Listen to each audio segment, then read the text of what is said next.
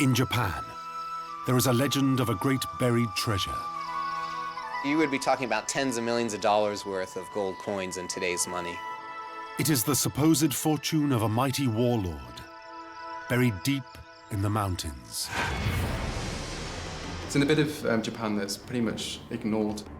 This warlord, Tokugawa Yoshinobu, was the last of his kind, the last shogun of Japan. The shogunate stayed for 250 years, 15 generations. The key to his riches lay with a faithful servant who carried his secret to the grave. He was just rounded up suddenly and decapitated. Two rival families are locked in a race to find this fabulous treasure. It was such an important part of Japan's history. If only you could dig up some bit from the time. Their quest would bridge generations, lasting more than a century, and capture the imagination of a country. This just kind of fed into people's desire to believe in some kind of fantasy. This is the story of an extraordinary treasure hunt, a bitter rivalry, and a fortune beyond imagination. The lost treasure of the last shogun.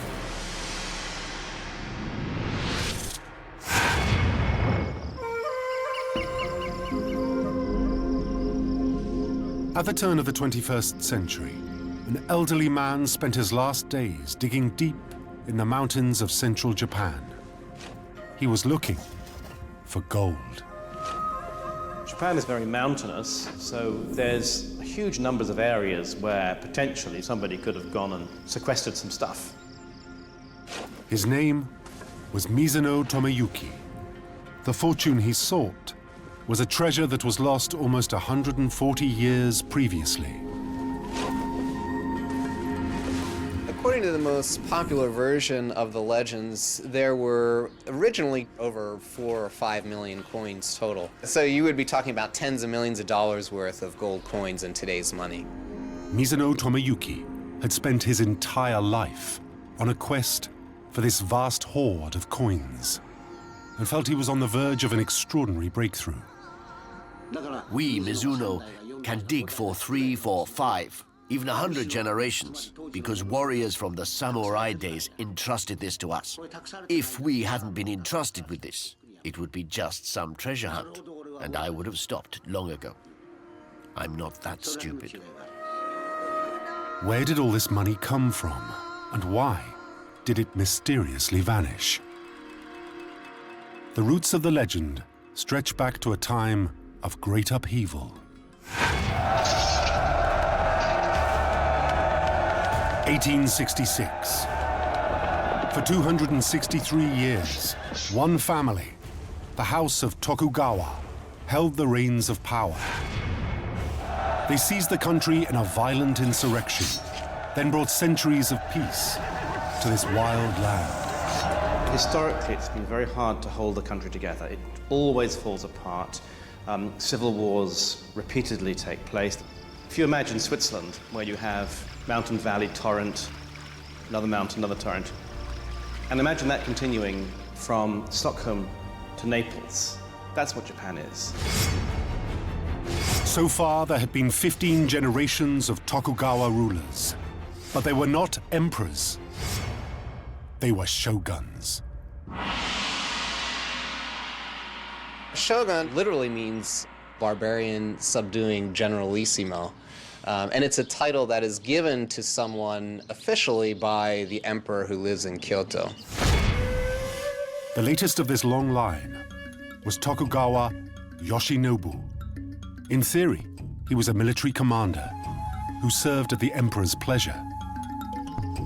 In practice, he ruled supreme, and all bowed to him. From his ancestral home at Edo Castle, the shogun governed with the aid of a vast aristocratic class, the samurai. It was an ancient feudal system that had endured for centuries. The shogunal system was created early in the 17th century, and the first shogun was deified. That made it very difficult ever to change anything that he had set in place. From his exalted position, the shogun not only held the reins of power, but wealth beyond imagination.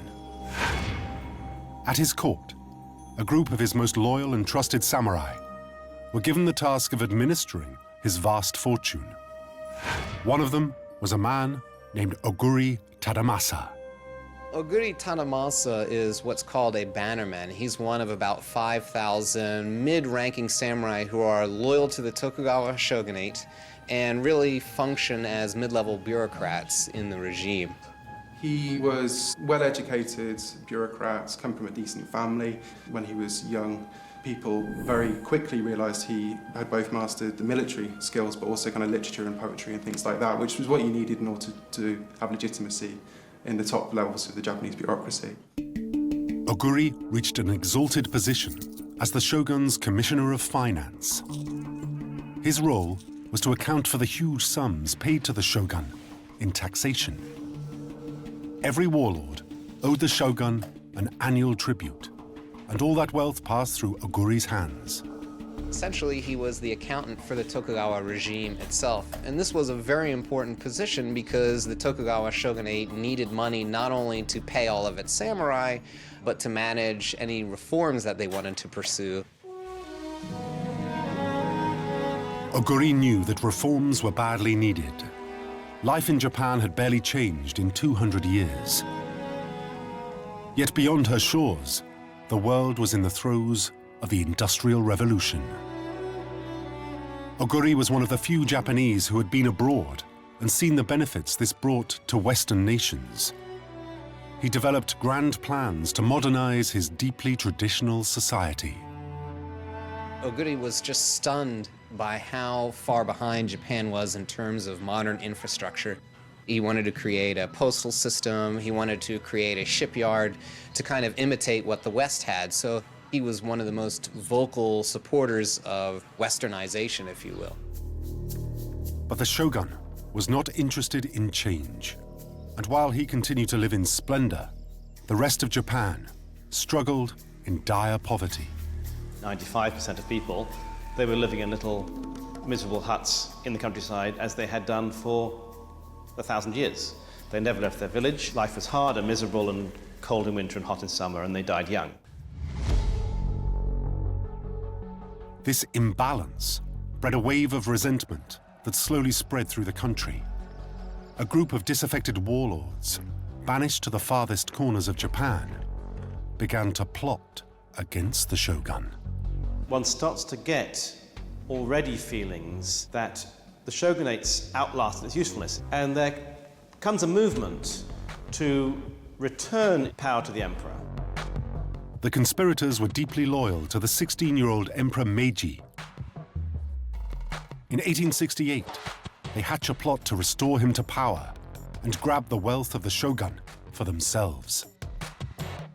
Encouraged by his growing band of supporters, Meiji orders the shogun to resign and sends his troops to remove him.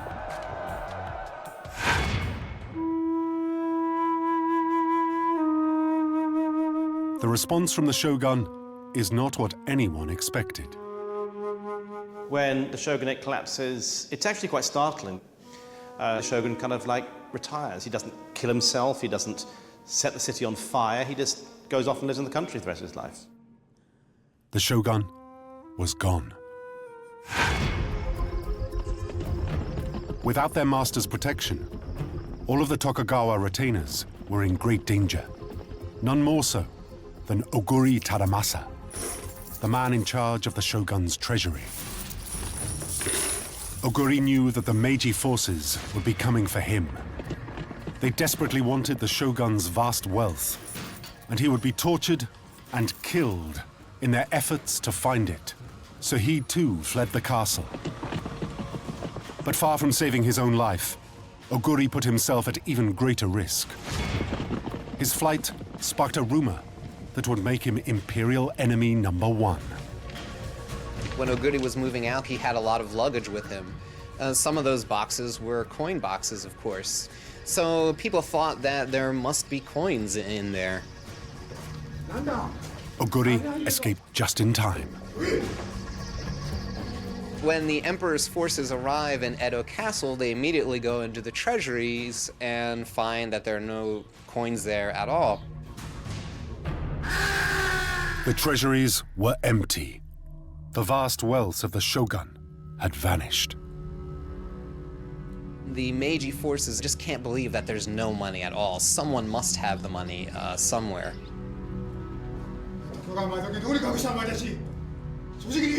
In one of the famous stories, they ask one of the Tokugawa samurai, "Where's all the money?"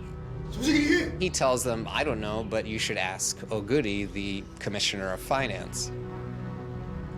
But where was Oguri? And where could he have hidden such a large cache of money?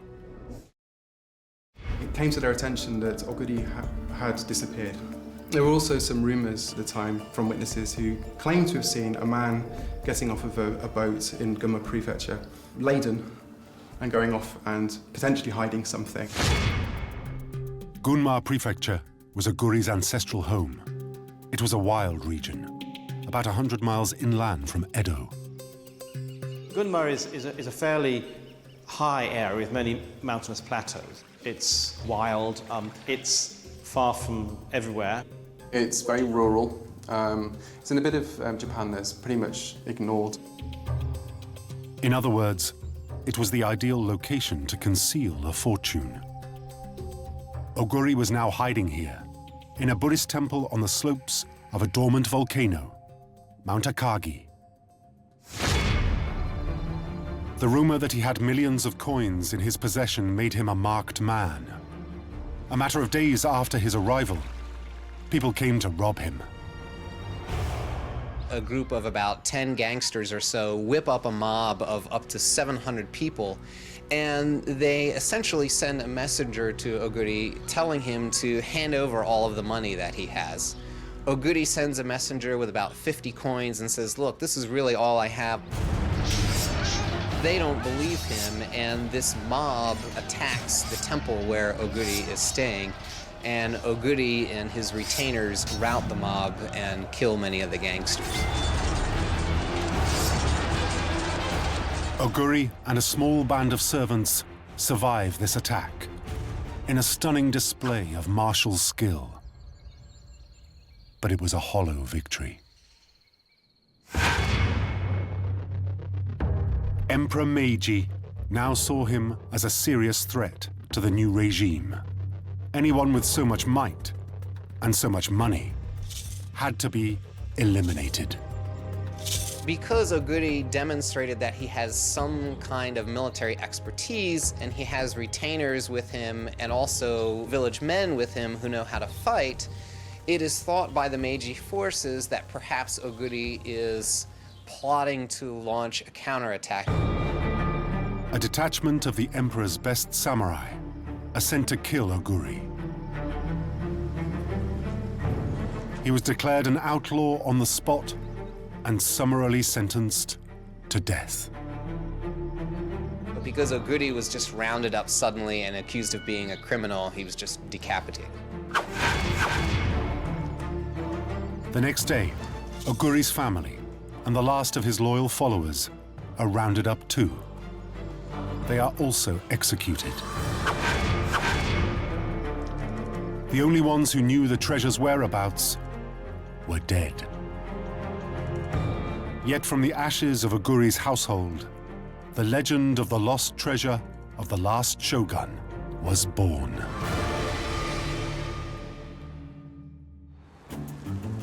With the restoration of the emperor, Japan entered a brave new world. After the Meiji Emperor took over, Japan changed dramatically, incredibly quickly. It was full-on modernization. The feudal system was abolished. Old Edo was renamed Tokyo, and Japan leaped into the white heat of the Industrial Revolution. The world of the shogun was consigned to history. When the Meiji regime came to power, they had to villainize the previous regime.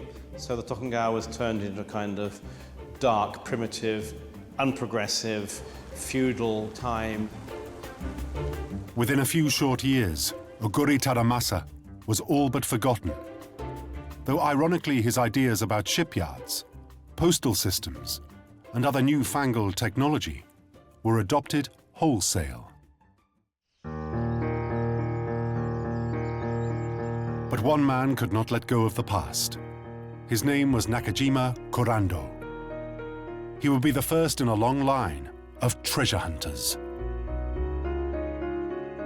Nakajima Kurando supposedly worked within the Commission of Finance as a very low-ranking bureaucrat.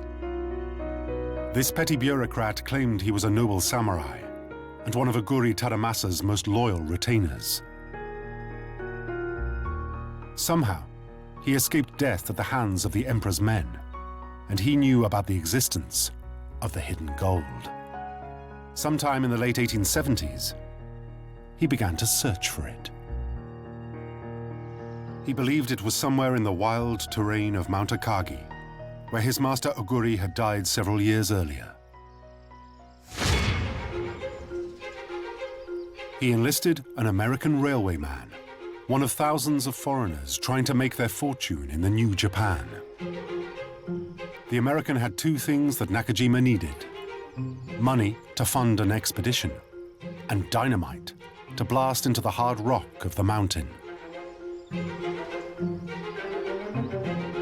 Nakajima buys land and says to this American, "Here, I found this gold coin and there's more of it up there. You can go digging in there and find it." The pair dug together for months. However, no gold was found. Believing he had been duped, the American sued Nakajima. And Nakajima was sentenced to 2 years in prison for fraud.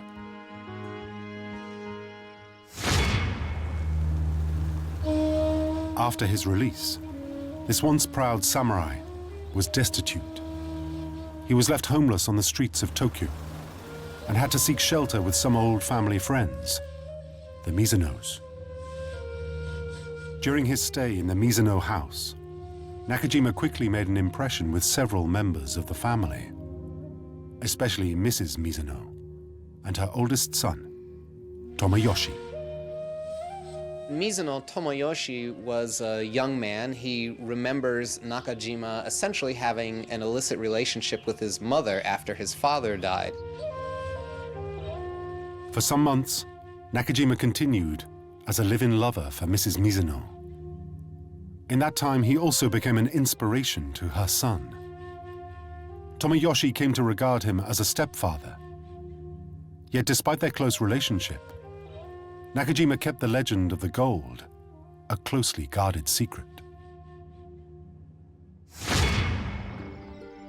Then, without warning, Nakajima strangely vanished. Tomoyoshi took the disappearance particularly hard. He assumed he would never again hear from the man he once called his dad. He was wrong. A decade after he went missing, Nakajima Kurando broke his silence. One day, after not seeing Nakajima for some 10 years, a letter suddenly arrives. In the letter, Nakajima explains that he is dying. He begs Tomoyoshi's forgiveness and pleads for his adopted son to come to see him one last time. He had to tell Tomoyoshi a secret about the lost treasure of the last shogun.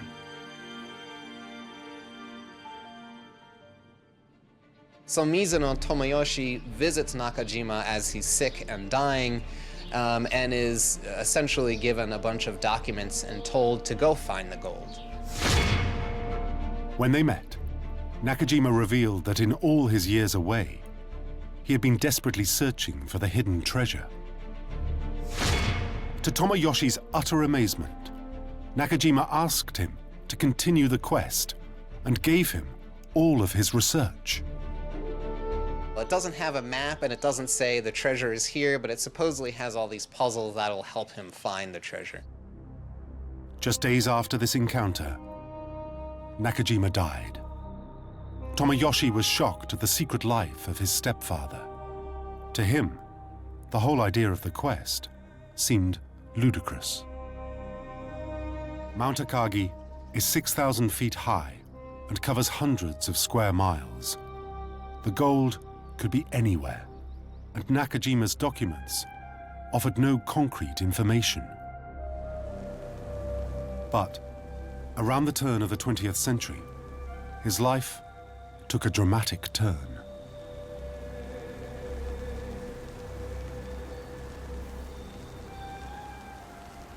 It seems that the real tipping point for Mizuno was when his wife suddenly died of pneumonia. In the wake of this devastating loss, Tomoyoshi fell back on the legacy of the lost treasure and threw himself into Nakajima's cryptic research. He essentially has an emotional crisis, sells his business, sells his house, and moves out to Mount Akagi in Gunma Prefecture to begin buying land and looking for the treasure. Tomoyoshi made a solemn vow to carry on Nakajima's quest for the lost treasure of the Shogun. It wasn't long before he made a breakthrough in deciphering some of the arcane riddles, and that, in turn, led to his first real discovery. He claims to have found a small gold statue. He also claims to have these copper plates that have markings on them and a little map. Tomoyoshi's entire life was now dedicated to the search for gold. He goes around and tells people that he has these things in order to get money to continue digging for the gold in Mount Akagi. For almost 40 years, he dug and dug and dug. He even found a new wife who agreed to help him in his search and started a family.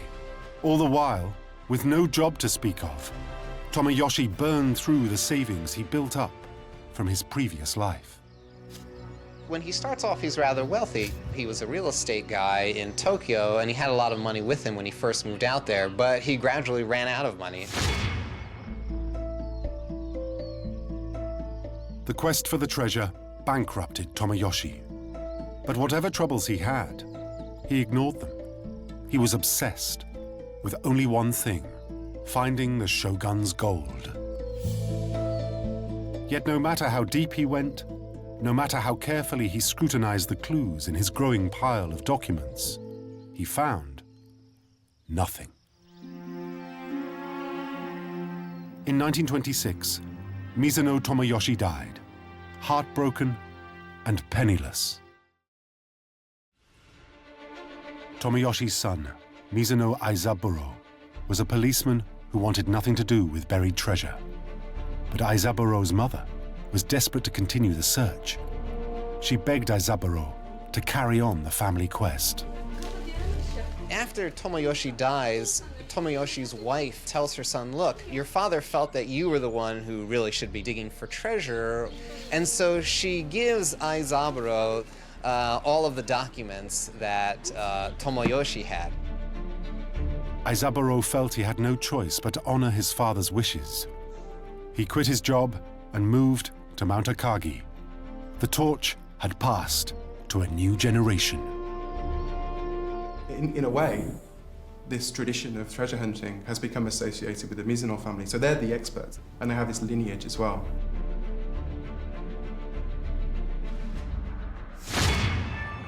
Isaburo had inherited all of Nakajima Kurando's documents, and still more research that his father had done in 40 years of searching. Still, no gold had yet been found, and the vast bulk of Mount Akagi remained unexplored. Where to start?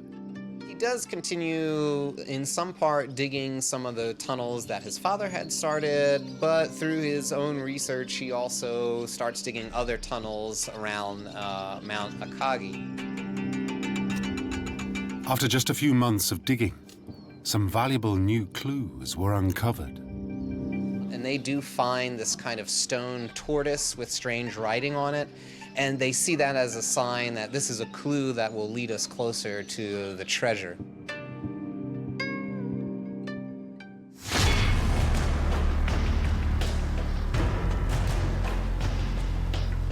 Isaburo's search continued into the 1930s. But as he dug on, Japan was changing around him. The country harbored vast imperial ambitions, and it was marching steadily towards war. At this time, there was a newfound interest in Oguri Tadamasa, the last shogun's most fervent modernizer, and the source of the shogun's treasure legend. In the late 1920s and early 1930s, there's an Oguri boom. He really becomes a kind of national hero, a supporter of the Japanese Navy, and there are lots of books and biographies written about him. One man decided to use Oguri's newly restored good name for his own ends, to seek out the shogun's missing fortune. He was called Kawahara Hidemori. Now the Mizunos had a rival, and the race to find the treasure was heating up. Kawahara Hidemori decides to claim that he is the grandson of an illicit relationship between Oguri and some mistress. As Oguri's illegitimate grandson, Kawahara believed only he had the right to search for the shogun's treasure. He had been researching likely burial sites for years. But before he could begin his dig, he needed to raise a substantial amount of money.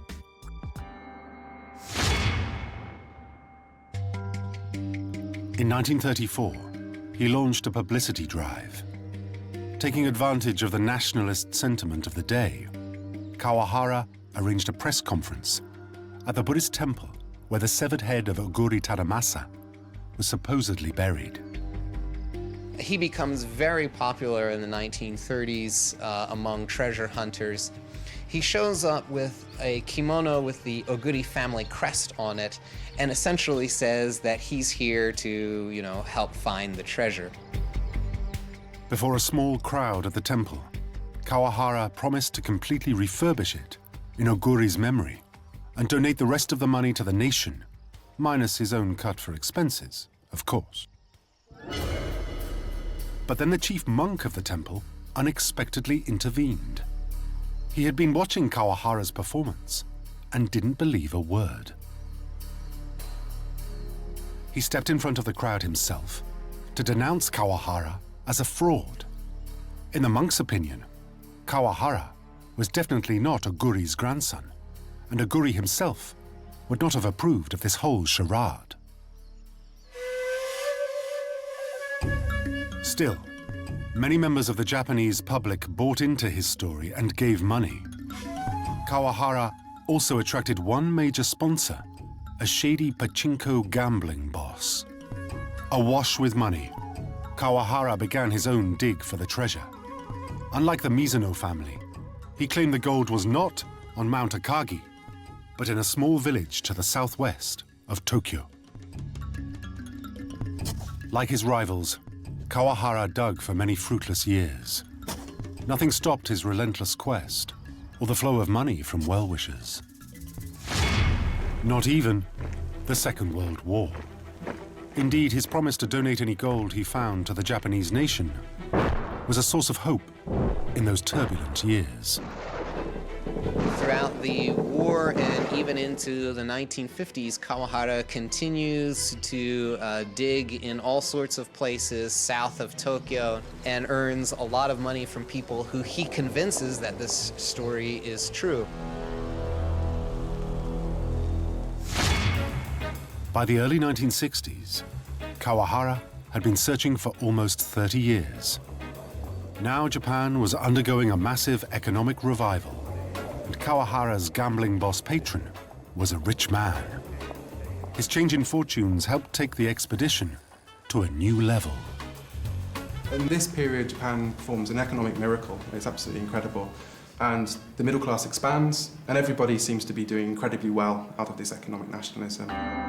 Unlike the Mizunos, struggling in poverty, Kawahara could afford to delve far underground. He dug a deep mine with an electric lift and the latest groundwater pumps to keep the site dry. He also had 13 workers to help him excavate. With these new resources, he raced ahead in the contest to uncover the gold. He dug down 250 feet to the supposed location of the great chests of coins. But, despite his well-financed operation, Kawahara Hidemori, the alleged illegitimate grandson of Oguri, was unable to find any treasure. In 1967, he died, but still, the legend of the treasure lived on. People were aware of this idea of the Tokugawa treasure. In the 1970s, the Yomiuri newspaper ran a massive series on this idea of hidden treasure. Every single article said, well, this is the legend and nothing's been found. This is the legend, but nothing's been found. These people were searching and they didn't find anything. But this went on and on and on for 16 separate articles. Rumors of buried treasure rumbled on for decades after Kawahara's death, and the legend became part of Japanese popular culture. But it was not until the 1990s that another serious effort was made to find it.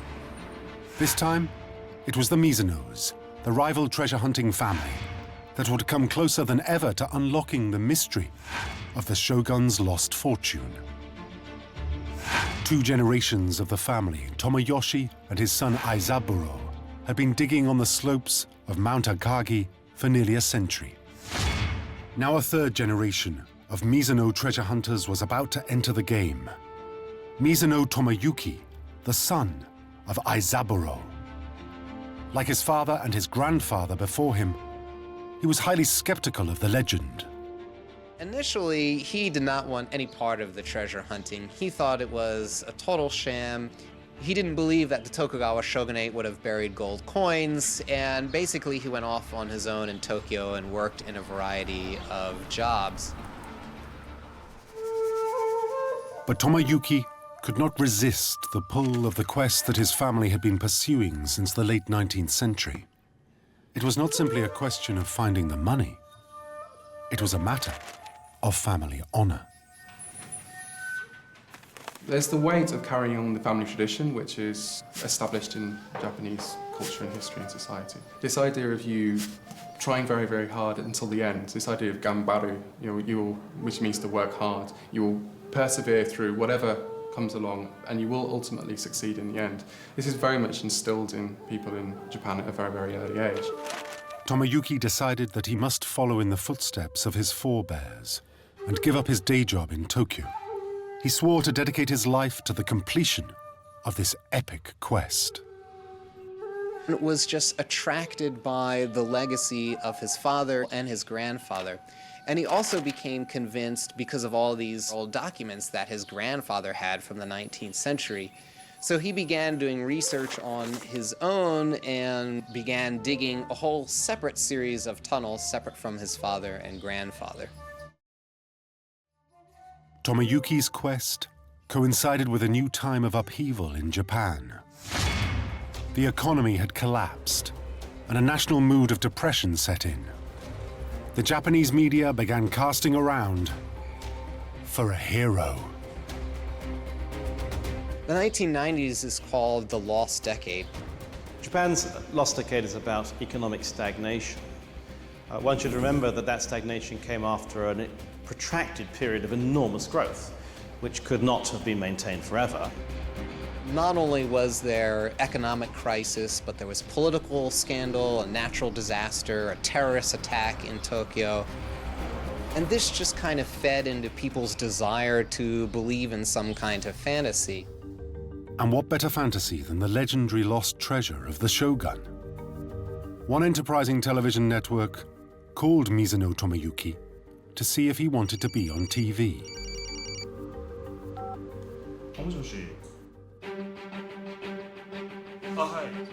In the early 1990s, there was a Japanese entertainment show appropriately called Gimme a Break.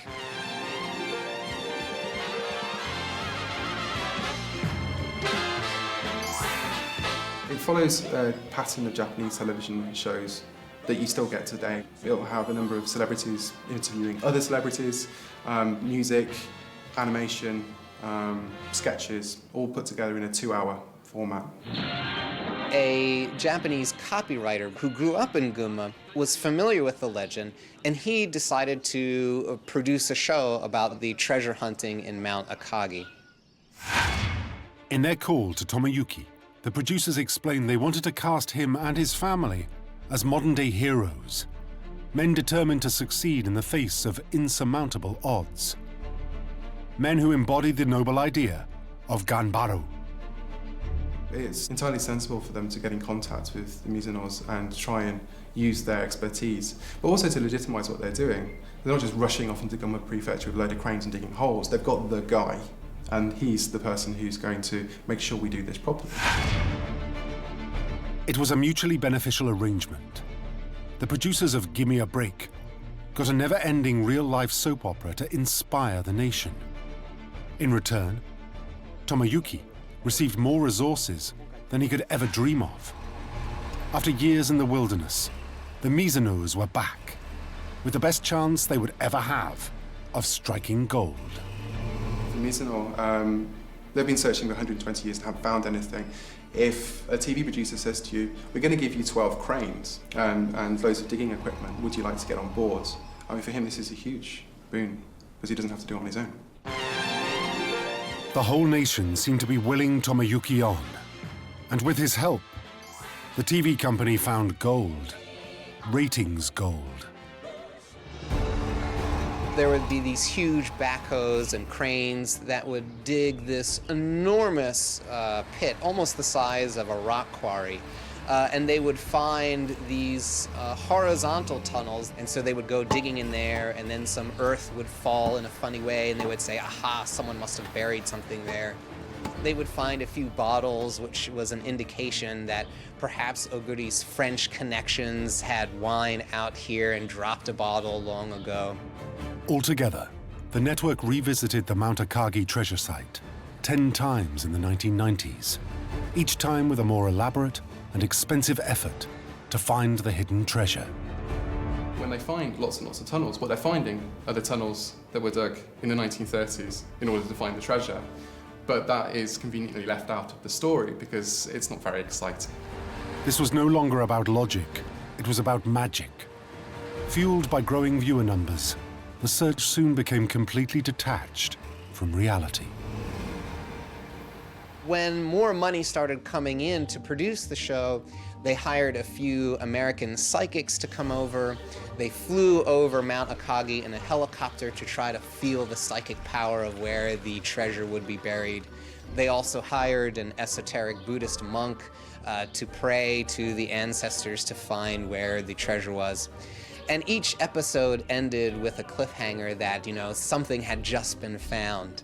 So that would get people to watch the next time. In the final installment, in 1999, the dig reached fever pitch. By now, the Mizuno excavation works resembled something like an open-cast mine. It descended fully 200 feet below the surface of the mountain. A network of tunnels, dug over generations by the Mizunos, went down even further still. In one final dramatic push, a huge industrial mining drill was brought in to dig still further, hoping to find a hidden cavern containing the gold. But the media frenzy had overwhelmed Tomoyuki. He came to believe the TV company did not care about the treasure itself.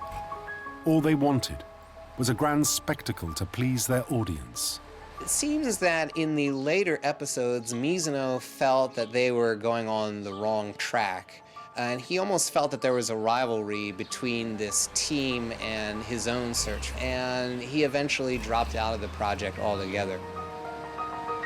The TV audience soon began to dwindle, and the show was eventually cancelled. Tomoyuki was alone once more, and still, he pressed on with his dig. There was always some aspect, something that made them feel like we're almost 90% there. And so he couldn't give up. Meanwhile, the Mizuno's rivals for the treasure, the Kawahara family, had been laboring away 140 miles to the south, largely under the radar since the death of Kawahara Hidemori in 1967. The quest to find the lost treasure had passed from old Hidemori to his son, Kawahara Jiro. In his early digs, Jiro made a number of discoveries, which he claimed were clear evidence that the gold itself was only a few meters further down. He claims to have found little objects here and there, and those objects he gives as proof that he's closer to the treasure legend, and of course that makes it easier for him to convince people to give him money. Among the objects he found were human bones and other Tokugawa-era artifacts, pointing towards the treasure's location. In the year 2000, Jiro took a leaf from his father's book and launched a publicity drive. Just like his father, the thing he wanted was money. The press descended on the same location where his father had appeared almost 70 years before. There, they witnessed Kawahara unveiling a bronze sword and a golden coin, dating from the time of the Tokugawa shogunate.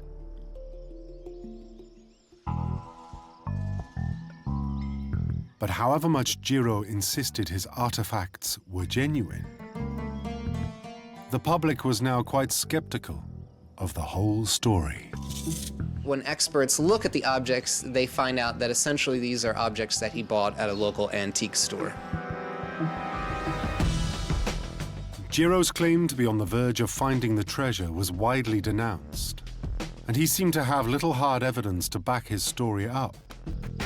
The Kawahara family's hunt for the treasure was over.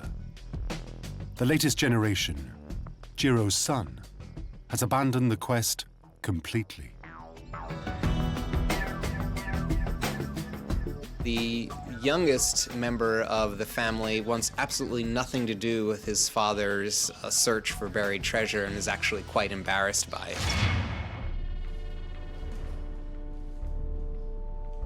But what of Mizuno Tomoyuki, the unlikely star of Gimme a Break? In 2006, another filmmaker caught up with him. These are some of the extraordinary images he captured. Now a wizened old man dying of cancer, the proud treasure hunter felt he had been cursed by 2 generations of his family.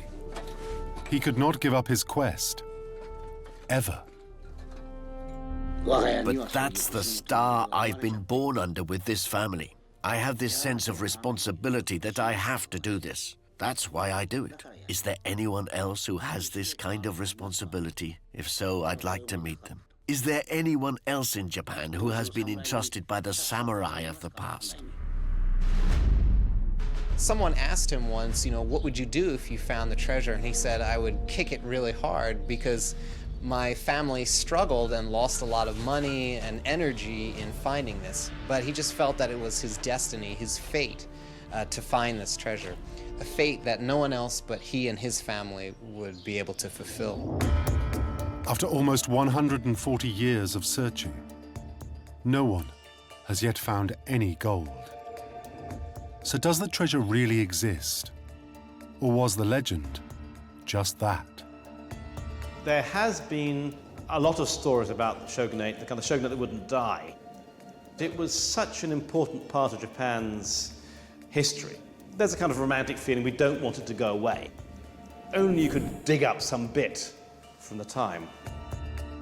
Despite all of the research done down the years by the Mizuno family, a more objective examination of the facts show that, in all likelihood, there was no money buried in the first place.